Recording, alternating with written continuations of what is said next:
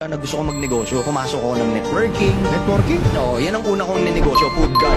Parang gusto ko magpasalamat sa buong network marketing industry. Yung knowledge na binigay sa akin ng network marketing industry. Kung ba't mo ako narinig ganito magsalita ngayon dahil sa networking? Dahil sa networking lang. Malaki yung porsyento ng utang ko kung bakit nasan ako ngayon.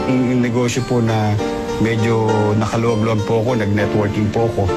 Yung literal, wala eh. Ibenta kita ng produkto. Mag-networking ka. Pwede yan. Konting abilidad yan eh. Tama.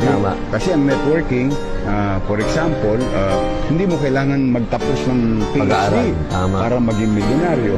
Marami lang umabuso na ilang mga individual, but this type of industry is very effective for any person.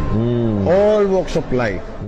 Bakit networking? Para sa akin, ang education sa networking, leadership, people skills, leverage. Kasi ito yung pinakamurang leverage na pwede mong pasukin. Tapos, ang exposure mo, ang training sa networking, at ang pinaka na-appreciate ko sa networking, dito nahubog yung mindset ko. Dahil sa mga trainings, kaka-attend ng mga seminars, hindi naman tayo mayaman mag-isip, hindi naman tayo marunong mangarap nun. Pero dahil sa networking, dito ako natutong mangarap, dito ko na-express yung sarili ko, dito tumaas yung value ko, dito tumaas yung kumpiyansa ko sa sarili, dito tumaas, pinaka-pinasalamatan ko lahat. Yung opportunity na kahit wala kang pera, na minimal lang yung kapital mo, kaya mong maabot lahat ng pangarap mo. And networking ngayon, para sa akin, highly recommended. In networking lang kasi nakita ko negosyo na bago ka yumaman, dapat yumaman naman yung mga taong nakapalibot sa iyo. Sabihin, the more na mas marami yumaman ka din. And yan yung business na nakita ko na, compare ko sa traditional, of course, ilan lang yung yaman, yung may-ari. Pero sa akin, di ba, ilan yung leaders na yumaman muna bago ko na-achieve din yung sarili kong success.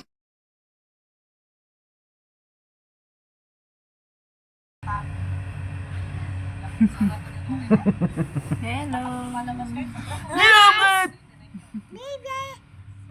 Ano ba kayo dari mo? Allah, salawayon.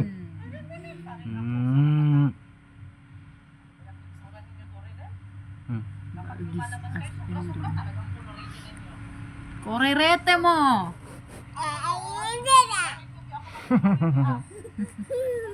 Ang dilim.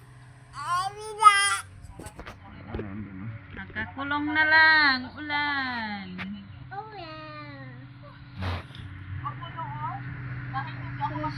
Hello. Good afternoon. Noon sa manimong mata dong, nagsiga manimong mata. Kulang sa tulog. Walang kape.